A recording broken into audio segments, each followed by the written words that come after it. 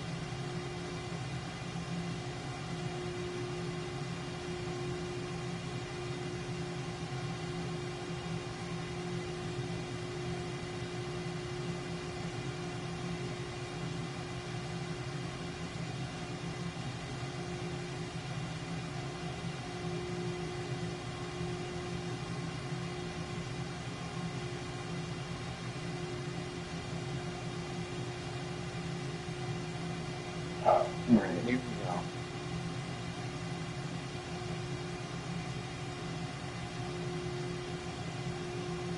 Chapter 17, Iran, the NPT, and the threshold problem. The inalienable right to develop nuclear energy for peaceful purposes is guaranteed to all parties. That is the treaty, that is the law.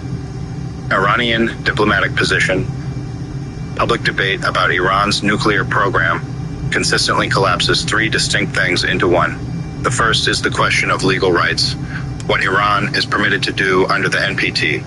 The second is the question of safeguards compliance, whether Iran is meeting its obligations to allow the IAEA to verify the peaceful nature of its program. The third is the question of weaponization intent, whether Iran is building or planning to build nuclear weapons. These are different questions with different answers, and conflating them, as nearly every participant in the debate has done for different reasons, has made the Iran crisis more dangerous than it needed to be and more intractable than it should be. This chapter disentangles the three questions and shows how their entanglement became the mechanism through which Iran was transformed from a treaty member exercising contested rights into the quintessential threat to the nuclear order. Iran's case reveals the fundamental tension at the heart of the NPT. The treaty simultaneously grants non-nuclear weapon states an inalienable right to peaceful nuclear technology and requires them to submit to verification that such technology is not being diverted to weapons. The problem is that the technology itself is dual use. The centrifuges that enrich uranium to reactor-grade fuel can, with further enrichment, produce weapons-grade material. The knowledge required for one is the knowledge required for the other. The NPT does not resolve this ambiguity.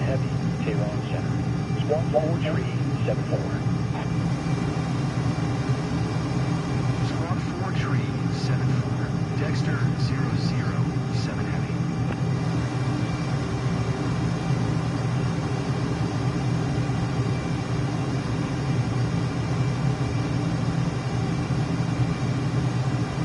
Roger. Dexter 007 Heavy.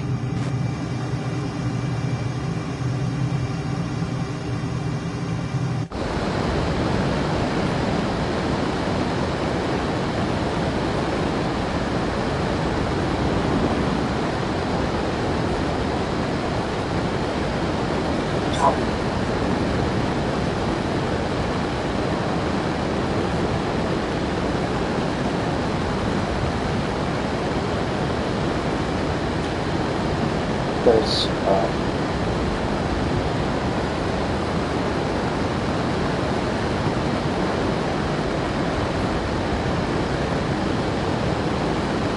military compound,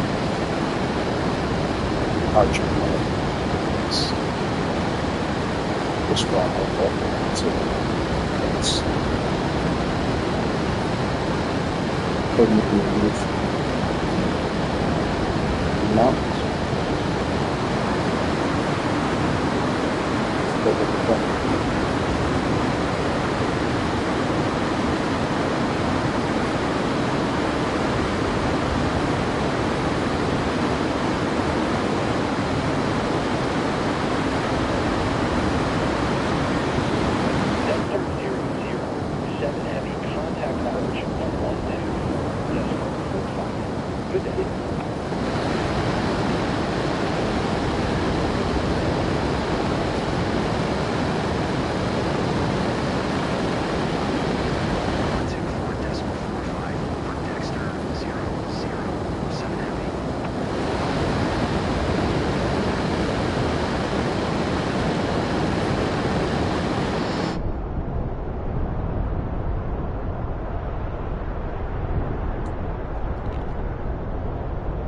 Profile. Plateau cruising at 7,000 to 10,000 feet MSL. Zagros crossing at 14,000 FT. Descent to sea level. Segment. Dis. All. MSL. SPD. HDG. OIII Parchin. 22 nm. 7 to 9,000 feet. 250. 135 degrees. Parchin Fordow. 48 nm. 8 to 10,000 feet. 280. 225 degrees.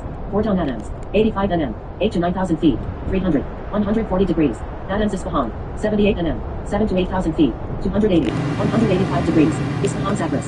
150 nm. 10 14,000 FT. 300. 210 degrees.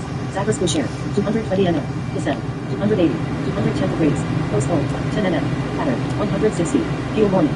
550 nm is near the Atlantic at 18E's internal fuel limit. Monitor continuously. Safe slow passes for Natanz and Bushehr. Emergency. Sheriker. Oils. And Massage. Oisi. In the Zagros. Timing. Depart Tehran late afternoon. Low sun through the Zagros creates dramatic shadows in the folded ridges. Sunset arrival at Bushehr with the Gulf behind the reactor dome. Waypoint guide. 1 Tehran Narrative. OIII. Departure.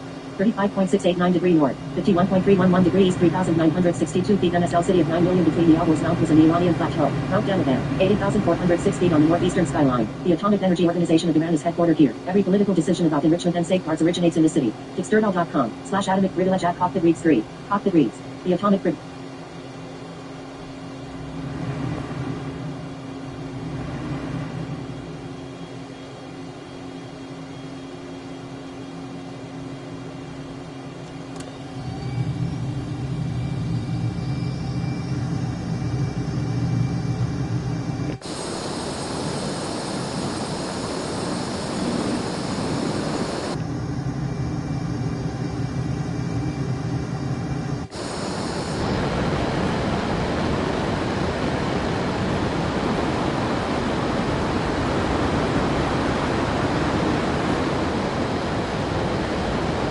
It merely manages it through a safeguard system that depends on transparency, cooperation, and trust.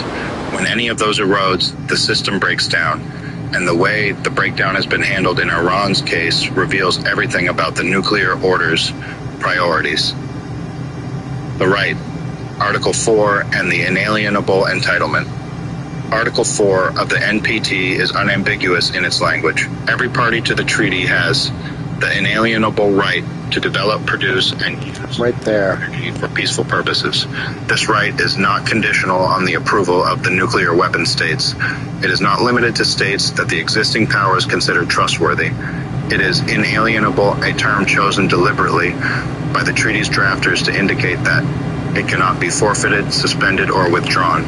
The right extends to all aspects of the nuclear fuel cycle, including uranium enrichment and plutonium reprocessing, provided they are conducted under safeguards and for peaceful purposes. Iran is a party to the NPT. It signed the treaty in 1968 and ratified it in 1970, among the earliest adherents. Under Article 4, Iran has the legal right to enrich uranium. This is not a matter of interpretation. It is the plain text of the treaty. When Iran asserts its right to enrichment, it is asserting a right that the NPT explicitly grants to every non-nuclear weapon state party. The fact that enrichment technology is dual use, capable of producing. Next stop is the Fordow enrichment plant. Originally an IRGC missile base, converted into an underground enrichment facility, tunneled 80 to 90 meters into mountain rock northeast of Qom. Revealed in 2009 by Western intelligence, not by the safeguard system. In February 2023, inspectors found uranium enriched 83.7%, weapons grade is 90%. Struck by 12 GPUs, 57 bunker busters from B-2 bombers on June 22nd, 2025. IAEA confirmed almost all sensitive equipment destroyed. Bomb is visible to the southwest golden dome of the Fatima Shrine. Salt Lake stretches east, brilliant white. That's our next destination. Fordow enrichment plant. It's concealed. Reactor fuel and weapons material does not, under the text of the treaty, eliminate the right. It creates the need for safeguards to verify that the right is being exercised for peaceful purposes. But the right itself is not contingent on the verification outcome. It exists independently. This legal reality has been extraordinarily difficult for Iran's adversaries to accept. The United States, Israel, and European governments have at various points demanded that Iran cease all enrichment activities, a demand that, if universally applied, would require rewriting Article 4. No such demand has been made of Japan, which enriches uranium and possesses large stocks of separated plutonium. No such demand has been made of Brazil, which operates an enrichment facility and has at times restricted IAEA access to it. No such demand has been made of Germany, the Netherlands, or any other non-nuclear weapon state that enriches uranium under safeguards. The demand has been made exclusively of Iran, on the grounds that Iran's past behavior and regional context make its enrichment program uniquely threatening. The demand may be strategically reasonable. It is not legally grounded in the NPT, and the gap between the legal right and the political demand is the space in which Iran has operated for 2 decades, claiming the treaty's protections while being treated as if the treaty's protections do not apply to it. Iran has exploited this gap cynically at times, but the gap itself is real, and it is the NPT's creation, not Iran's. The obligation, safeguards, compliance, and the unresolved questions. Article 3 of the NPT requires non-nuclear weapon states to accept safeguards as set forth in agreements with the IAEA for the exclusive purpose of verifying that nuclear material is not diverted from peaceful uses to nuclear weapons. Iran concluded a comprehensive safeguards agreement with the IAEA, which entered into force in 1974. Under this agreement, Iran is legally obligated to declare all nuclear material and facilities, to permit IAEA inspections, and to provide the agency with the information it needs to verify the non-diversion of nuclear material.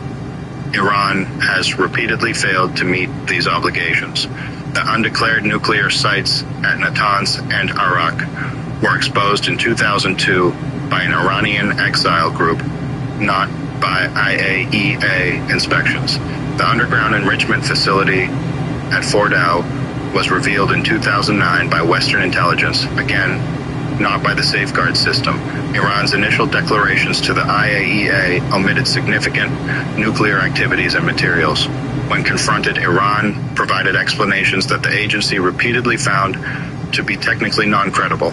At multiple undeclared locations, including sites assessed to have been part of an undeclared structured nuclear program conducted until the early 2000s. The agency found evidence of undeclared nuclear material and activities consistent with weapons-related research.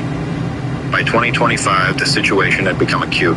The IAEA's May 2025 report concluded that the agency was not in a position to provide assurance that Iran's nuclear program was exclusively peaceful. This language warrants careful reading. It does not say Iran has nuclear weapons. It does not say Iran is building nuclear weapons. It says the agency cannot confirm that everything is peaceful because Iran has not provided the information and access needed to resolve outstanding questions. The distinction is important. The absence of assurance is not the same as the presence of evidence, and the IAEA has been scrupulous in maintaining this distinction even as political actors on all sides have tried to collapse it. The June 2025 IAEA Board of Governors resolution was more pointed, adopted by a vote of 19-3 with 11 abstentions. It found Iran in non-compliance with its safeguards agreement for the first time in 20 years, citing Iran's many failures since 2019 to provide full and timely cooperation regarding undeclared nuclear material and activities at multiple undeclared locations. The board noted that the agency had no credible indications of an ongoing, undeclared structured nuclear weapons program, but it also noted that Iran had retained undeclared nuclear material from the former program and that the IAEA was unable to locate it. Nuclear material unaccounted for in a state with a history of undeclared activities is, from the safeguards perspective, a serious problem regardless of whether it indicates current weaponization. Iran's response to the censure was escalatory. It announced plans for a new enrichment facility and increased production of enriched fissile material. It had already removed all IAEA surveillance equipment installed under the JCPOA, withdrawn the designation of experienced inspectors, and stopped implementing the additional protocol and modified Code 3.1, measures that collectively stripped the agency of the tools it needed to provide assurance. Iran was simultaneously asserting its right to peaceful nuclear technology and systematically dismantling the verification architecture that was supposed to confirm that the technology was being used peacefully. The contradiction was not accidental. It was the strategy. The threshold. Capability without weaponization. As of mid-2025, Iran possessed over 9,000 kilograms of enriched uranium at various levels of enrichment, including more than 400 kilograms enriched to 60% uranium-235. Weapons-grade uranium is typically defined as enrichment to 90% or above. The technical step from 60% to 90% is relatively small compared to the step from natural uranium to 60%. Most of the separative work has already been done. Analysts estimated that Iran could produce enough weapons-grade uranium for a single weapon in a matter of weeks if the political decision were made. Multiple weapons worth of material could follow within months. Iran has also accumulated significant knowledge relevant to weaponization. The IAEA assessed that an undeclared structured program known as the AMAD plan had been conducted until the early 2000s, involving nuclear device-related testing and the production of components. The U.S. intelligence community assessed in 2007 that Iran had pursued nuclear weapons under this program until 2003. In late 2024, intelligence reports suggested that Iranian researchers were exploring a cruder, gun-type fission weapon design that could be manufactured in a few weeks. Former high-level Iranian officials have publicly stated that Iran possesses all the capabilities needed to produce nuclear weapons if the decision is made. These statements are simultaneously a deterrent signal and an admission of threshold status. This is the threshold problem. Iran has positioned itself at a point where it possesses the technical capability to produce a nuclear weapon relatively quickly, but has not, so far as can be determined from available evidence, made the political decision to do so. It is inside the NPT. It asserts its legal rights. It has violated its safeguards obligations in ways that prevent the IAEA from providing assurance about the peaceful nature of its program. But it has not been caught with a weapons test, or unambiguous evidence of an active weaponization program. It occupies the space between legality and suspicion, between capability and intent, between treaty membership and treaty breach. The NPT was not designed to handle this situation. The treaty distinguishes between nuclear weapon states and non-nuclear weapon states. It does not recognize an intermediate category of threshold states. The safeguard system is designed to detect diversion of nuclear material to weapons. It is less well suited to evaluating the weaponization potential of declared activities that remain technically within the bounds of peaceful use. The entire architecture assumes that a state is either compliant or non-compliant, either peaceful or weapon-seeking. Iran has demonstrated that a state can be partially compliant, selectively cooperative, and positioned at the threshold without unambiguously crossing it, and that the system has no effective tools for managing that ambiguity. The double standard in the management of ambiguity. The way the international community has managed Iran's nuclear ambiguity reveals the selective logic that has governed the entire nuclear order. Enrichment capability in Iran's case has been treated as inherently threatening, not because enrichment itself is illegal, but because Iran is the state doing the enriching. The same capability in different hands has been treated differently. Japan enriches uranium and possesses separated plutonium sufficient for dozens of weapons, under safeguards with no enforcement pressure. Brazil enriches and has restricted IAEA access to its centrifuges. Neither faces Security Council resolutions. The distinction between their treatment and Iran's is not principally technical, it is geopolitical. Iran's history of undeclared activities, obstruction, and escalatory responses are genuinely troubling and distinguish it from states that have maintained transparent safeguards relationships, but the enforcement response has been disproportionate. Iran has been subjected to more Security Council resolutions, more sanctions, more covert sabotage, and more threats of military force than any other NPT member state in history, despite never having been demonstrated to possess a nuclear weapon. The dynamic documented throughout this book, selective enforcement determined by geopolitical alignment rather than universal principle, reaches its most concentrated expression in Iran's case. Why Iran became the quintessential case. Iran became the defining case of the nuclear order's crisis, not because it is the most dangerous proliferator. North Korea has an operational arsenal and has conducted 6 nuclear tests, but because it sits precisely at the intersection of all the order's contradictions. It is inside the treaty, which means the NPT's rules apply to it, but also protect it.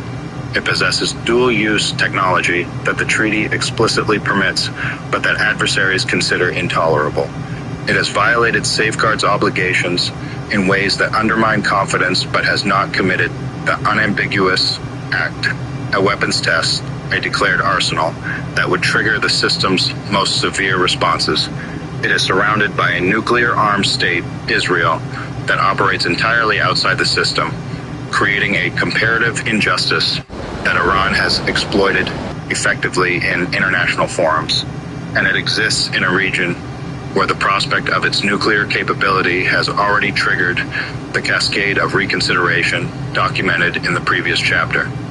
The Iran case forces the nuclear order to confront a question it has avoided since the NPT was drafted. What happens when the technology the treaty permits confers the capability the treaty was designed to prevent? The NPT's tension. They managed it by creating safeguards as the bridge between the right to technology and the prohibit an intermediate political.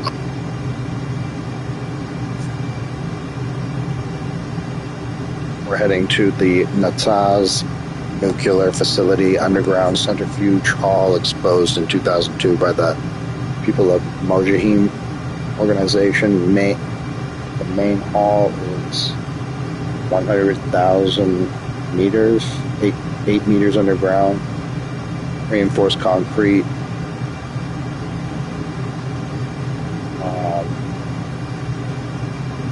Israelis sabotaged it in 2020 and 2021, and US B-2 strikes in June 2025. Iran tunneling a deeper replacement into the Pickaxe Mountain 1 mile south. Look for cleared compound on flat desert north of small town next to major highway. Contrast between a plateau and irrigated areas near the town. Hashan lies 300 kilometers north. So we're heading to the nuclear facility next. Alignment, rather than universal principle, reaches its most concentrated expression in Iran's case. Why Iran became the quintessential case. Iran became the defining case of the nuclear orders crisis as PT its obligations in ways that undermine confidence but has not committed its, and it exists in a region where the prospect of its nuclear capability has already triggered the cascade of reconsideration documented in the previous chapter. The Iran case forces the nuclear order to confront a question it has avoided since the NPT was drafted. What happens when the technology the treaty permits confers the capability the treaty was designed to prevent? The NPT's drafters understood this tension. They managed it by creating safeguards as the bridge between the right to technology and the prohibition on weapons. That bridge depends on cooperation, transparency, and trust. When a state is uncooperative, opaque, and untrustworthy, as Iran has been in significant respects, the bridge collapses and the system is left with no mechanism between acquiescence and coercion. It can accept the situation or it can escalate. It has no graduated tools for managing a state that is neither clearly compliant nor clearly in breach. The result has been a cycle of escalation that has served no party's interests. Iran has accumulated more enriched material, more centrifuges, more technical knowledge, and more weapons-relevant experience with each round of sanctions, sabotage, and failed diplomacy. The system designed to prevent proliferation has, in Iran's case, arguably accelerated it, driving the program deeper underground, making verification more difficult, giving That must be it. hardliners the domestic political justification to expand the program in the name of national sovereignty and resistance to external coercion. Whether the nuclear order's approach to Iran has made the world safer or more dangerous is not a theoretical question. It is the question that the next chapter, on the JCPOA, and the deal that briefly replaced the double standard with diplomacy, must answer.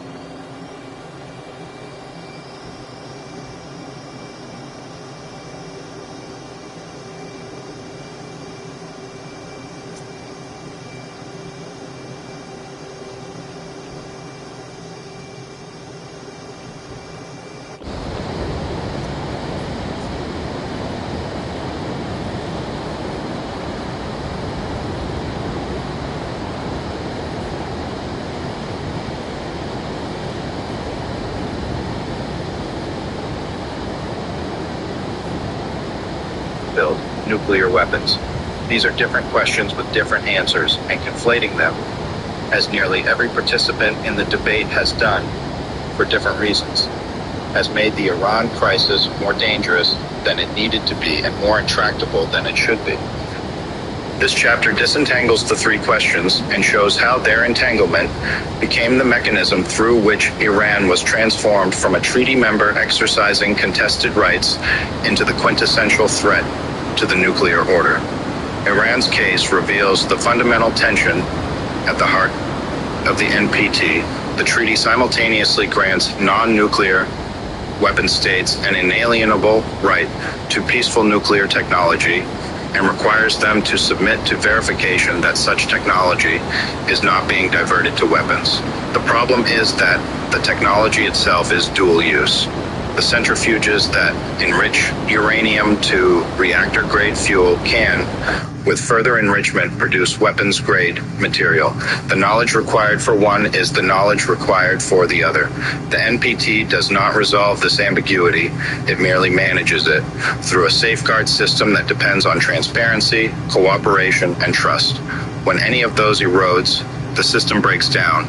And the way the breakdown has been handled in Iran's case reveals everything about the nuclear order's priorities. The right, Article 4, and the inalienable entitlement. Article 4 of the NPT is unambiguous in its language. Every party to the treaty has the inalienable right to develop, produce, and use nuclear energy for peaceful purposes. This right is not conditional on the approval of the nuclear weapon states. It is not limited to states that the existing powers consider trustworthy.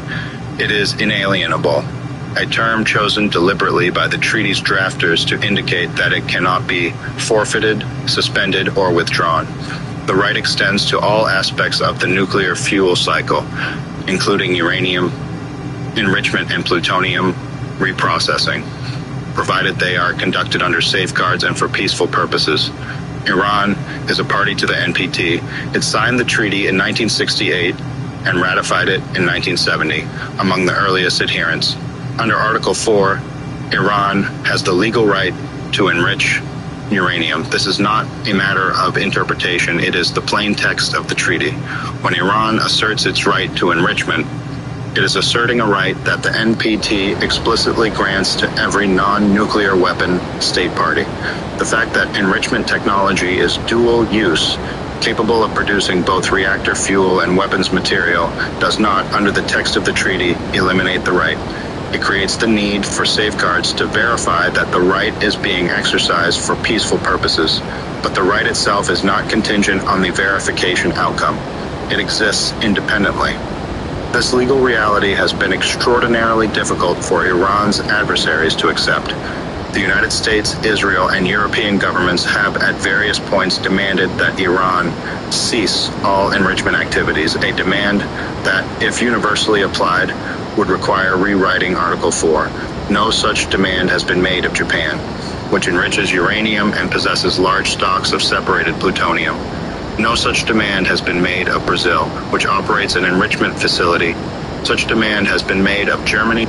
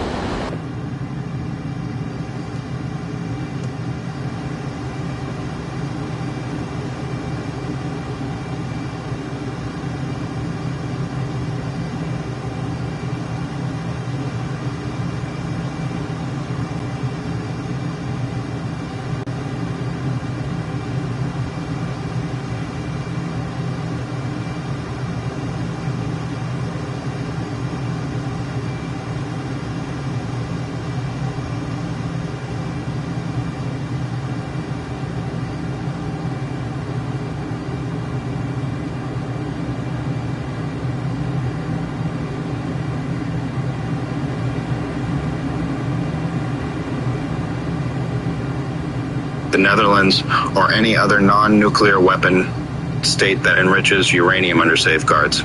The demand has been made exclusively of Iran on the grounds that Iran's past behavior and regional context make its enrichment program uniquely threatening. The demand may be strategically reasonable. It is not legally grounded in the NPT, and the gap between the legal right and the political demand is the space in which Iran has operated for 2 decades, claiming the treaty's protections while being treated as if the treaty's protections do not apply to it. Iran has exploited this gap cynically at times, but the gap itself is real, and it is the NPT's creation, not Iran's. The obligations, safeguards, compliance, and the unresolved questions. Article 3 of the NPT requires non-nuclear weapon states to accept safeguards as set forth in agreements with the IAEA for the exclusive purpose of verifying that nuclear material is not diverted from peaceful uses to nuclear weapons. Iran concluded a comprehensive safeguards agreement with the IAEA, which entered into force in 1974. Under this agreement, Iran is legally obligated to declare all nuclear material and facilities, to permit IAEA inspections, and to provide the agency with the information it needs to verify the non-diversion of nuclear material. Iran has repeatedly failed to meet these obligations. The undeclared nuclear sites at Natanz and Iraq were exposed in 2002 by an Iranian exile group, not by IAEA inspections. The underground enrichment facility at Fordow was revealed in 2009 by Western intelligence, again not by the safeguard system. Iran's initial declarations to the IAEA omitted significant nuclear activities and materials. When confronted, Iran provided explanations that the agency repeatedly found to be technically non-credible. At multiple undeclared locations, including sites assessed. I believe that's it right there. The OIFM, Iran's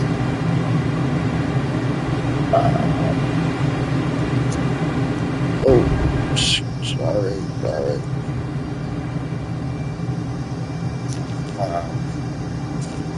Let's see.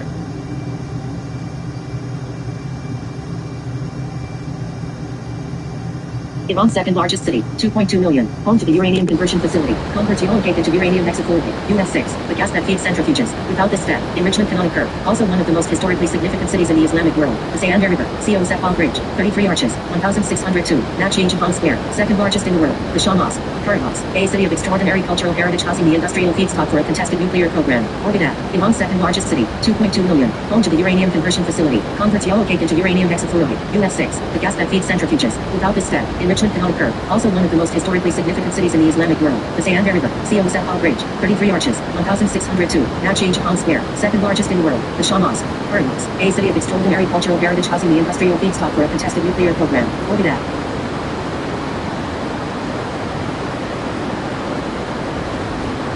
2.2 million people.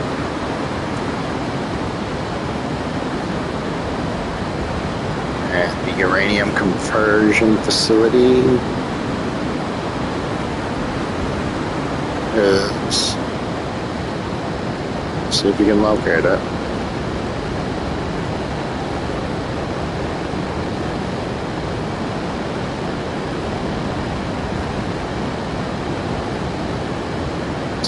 Maybe it's in those mountains.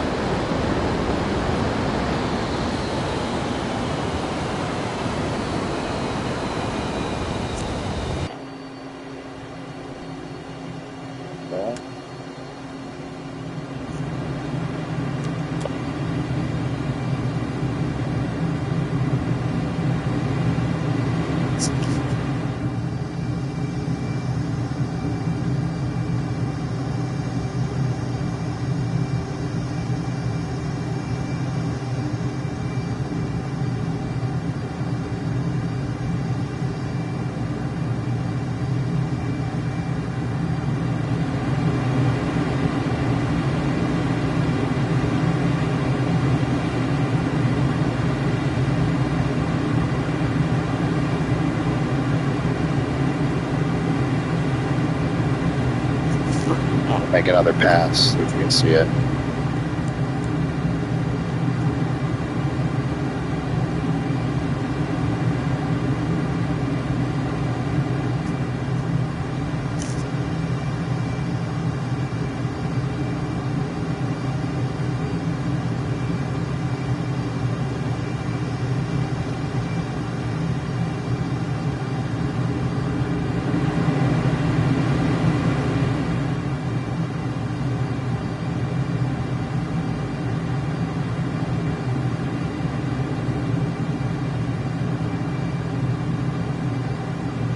all I'm seeing is an airport.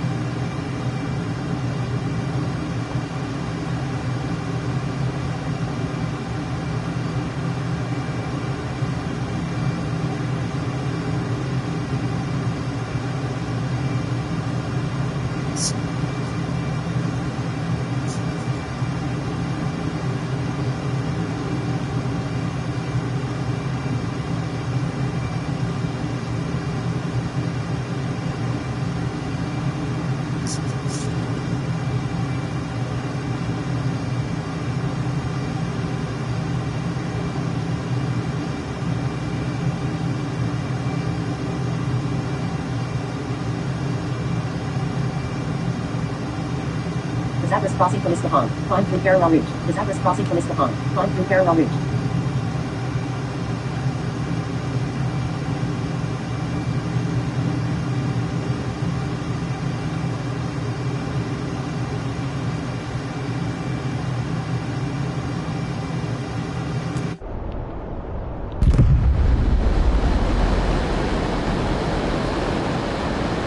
Explanations that the agency repeatedly found to be technically non-credible at multiple undeclared locations, including sites assessed to have been part of an undeclared structured nuclear program conducted until the early 2000s. The agency found evidence of undeclared nuclear material and activities consistent with weapons-related research.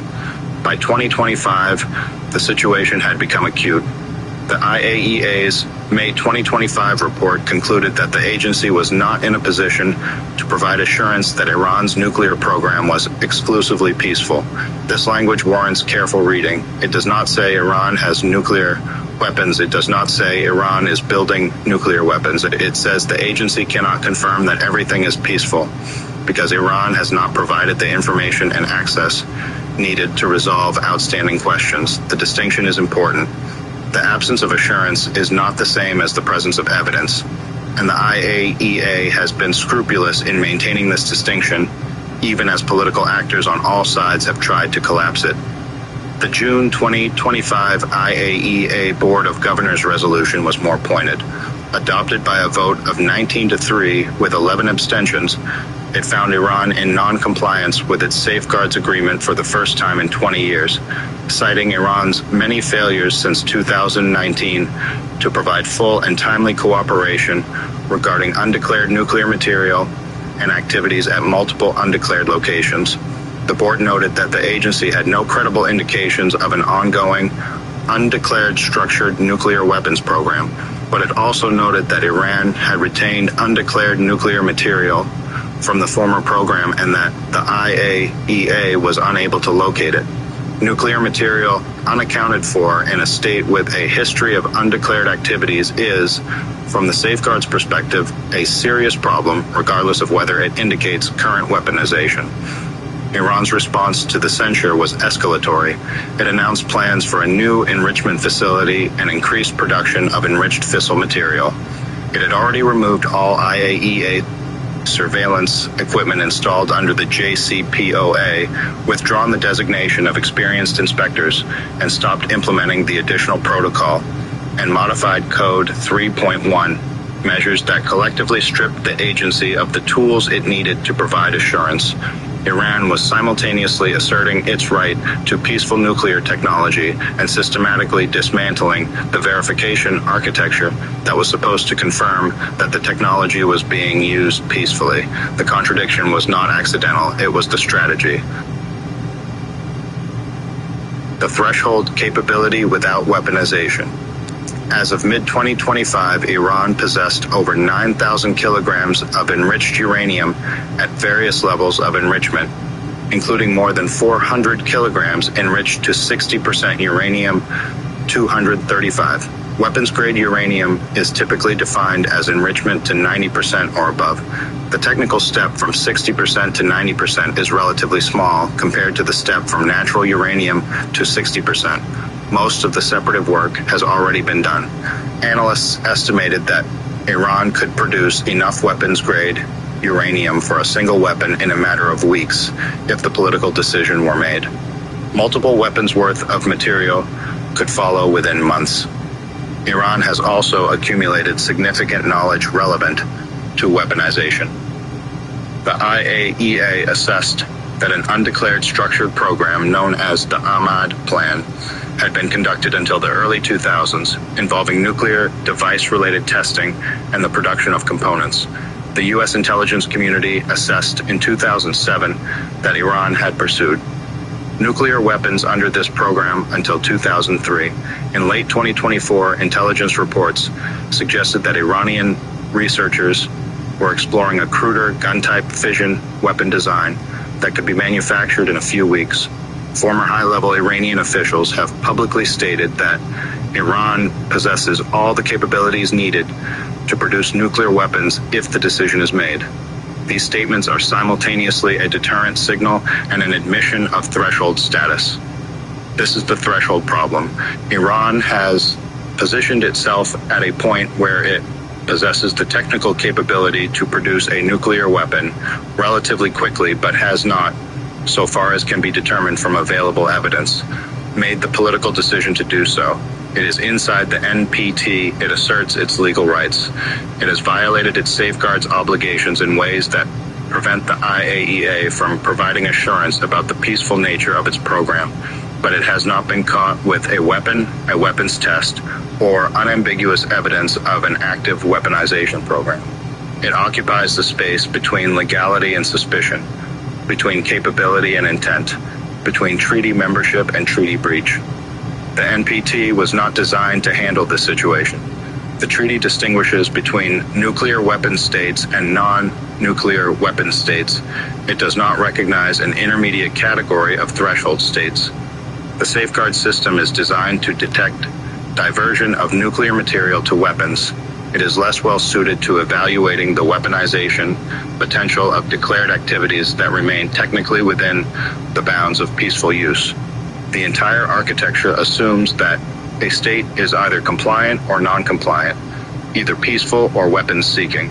Iran has demonstrated that a state can be partially compliant, selectively cooperative, and positioned at the threshold without unambiguously crossing it, and that the system has no effective tools for managing that ambiguity. The double standard in the management of ambiguity. The way the international community has managed Iran's nuclear ambiguity reveals the selective logic that has governed the entire nuclear order. Enrichment capability, in Iran's case, has been treated as inherently threatening, not because enrichment itself is illegal, but because Iran is the state doing the enriching. The same capability in different hands has been treated differently. Japan possesses one of the world's most advanced civilian nuclear programs, including reprocessing facilities that have produced stocks of separated plutonium sufficient for dozens of nuclear weapons. Japan operates these facilities under safeguards, and no serious political pressure has been applied to eliminate them, notwithstanding Chinese analysts' assessments that Japan could weaponize within 3 years. Brazil enriches uranium and has historically restricted IAEA access to its centrifuge facilities, citing commercial proprietary concerns. No Security Council resolutions have been passed demanding Brazil cease enrichment. Germany, the Netherlands, and Japan operate the Urenco Enrichment Consortium with no international objections. Israel possesses an undeclared nuclear arsenal estimated at approximately 90 warheads and has never been subjected to Security Council sanctions, mandatory inspections, or demands for disarmament. The distinction between these cases and Iran's is not principally technical, it is geopolitical. Iran is treated as a threat because of who it is, its revolutionary government, its hostility to Israel, its support for armed groups across the Middle East, its adversarial relationship with the United States, rather than because of what it has done with its nuclear technology that other states have not done with theirs. This is not to say that Iran's behavior is equivalent to Japan's or Brazil's. Iran's history of undeclared activities, its obstruction of inspectors, and its escalatory responses to censure are genuinely troubling and distinguish it from states that have maintained transparent safeguards relationships. But the enforcement response has been disproportionate to the technical violation. Iran has been subjected to more Security Council resolutions, more rounds of multilateral sanctions, more covert sabotage, and more threats of military force than any other NPT member state in history, despite never having been demonstrated to possess a nuclear weapon. Meanwhile, India, Pakistan, and Israel, states that are outside the NPT entirely and possess actual nuclear weapons, face no comparable enforcement.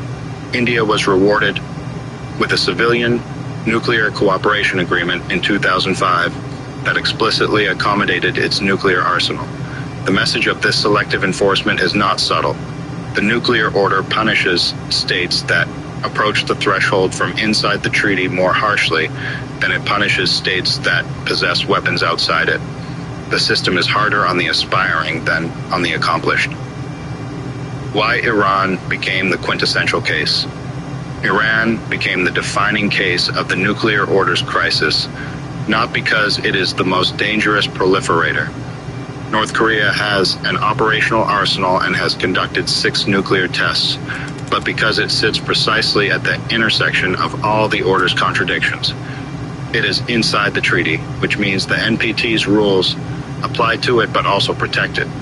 It possesses dual-use technology that the treaty explicitly permits but that adversaries consider intolerable. It has violated safeguards obligations in ways that undermine confidence but has not committed the unambiguous act, a weapons test, a declared arsenal that would trigger the system's most severe responses. It is surrounded by a nuclear-armed state, Israel, that operates entirely outside the system, creating a comparative injustice that Iran has exploited effectively in international forums. And it exists in a region where the prospect of its nuclear capability has already triggered the cascade of reconsideration documented in the previous chapter. The Iran case forces the nuclear order to confront a question it has avoided since the NPT was drafted. What happens when the technology the treaty permits confers the capability the treaty was designed to prevent? The NPT's drafters understood this tension. They managed it by creating safeguards as the bridge between the right to technology and the prohibition on weapons. That bridge depends on cooperation, transparency, and trust. When a state is uncooperative, opaque, and untrustworthy, as Iran has been in significant respects, the bridge collapses, and the system is left with no mechanism between acquiescence and coercion. It can accept the situation, or it can escalate. It has no graduated tools for managing a state that is neither clearly compliant nor clearly in breach. The result has been a cycle of escalation that has served no party's interests. Iran has accumulated more enriched material, more centrifuges. We're coming up on our last waypoint, Bushehr, OIBB, the first civilian nuclear power plant in the Middle East, Russian-built operation in 2011, commissioned by the Shah in 1975 under Atoms for Peace. German construction halted with the revolution. Iraqi airstrikes during the 1980s through the 1988 war. Russia finished it in 2011 under full IAEA safeguards. Fuel from Russia, spent fuel returned. The inalienable right under Article 4 exercised in plain view. The other facilities were done underground. Can't see them. The facilities in the inferior were hidden. Facilities on this coast are displayed. Same countries, same treaties, same physics. So we're coming up on the last power plant.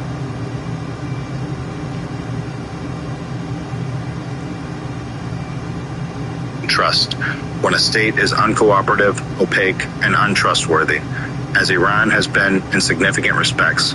The bridge collapses, and the system is left with no mechanism between acquiescence and coercion. It can accept the situation, or it can escalate. It has no graduated tools for managing a state that is neither clearly compliant nor clearly in breach. The result has been a cycle of escalation that has served no party's interests. Iran has accumulated. Chapter 19, the JCPOA, the deal that briefly replaced the double standard. This deal is not built on trust, it is built on verification. Barack Obama, 2015. For 20 months, from November 2013 to July 2015, diplomats from Iran and 6 world powers, the United States, the United Kingdom, France, Russia, China, and Germany, collectively known as the P5+1, negotiated the most detailed and technically sophisticated nuclear agreement in history. The result, announced in Vienna on July 15, Bushehr, 2015. Bushehr Airport, OIBB. We'll be landing there after I show you the power plant. Translated the abstraction of nuclear diplomacy to measurable, verifiable, enforceable commitments. The JCPOA was endorsed by UN Security Council Resolution 2231, making it an instrument of international law backed by the full authority of the Council. The deal represented a fundamentally different model for managing the threshold problem described in the previous chapter. Instead of demanding that Iran surrender all enrichment capability, a position that had no legal basis under the NPT and that Iran would never accept. The JCPOA imposed rigorous constraints on what Iran could do with the capability it retained. Which is right there. To extract compliance, it offered reciprocal incentives, nuclear constraints, in exchange for sanctions relief. Instead of treating Iran's nuclear program as an undifferentiated threat, Like another tax. aggregated the program into its component elements: enrichment level, stockpile size, centrifuge number, facility design, plutonium pathway, verification access, and address each one with specific measurable limits. The deal did not trust Iran, it verified Iran. And for the period it was in effect, the verification worked. The architecture of constraint.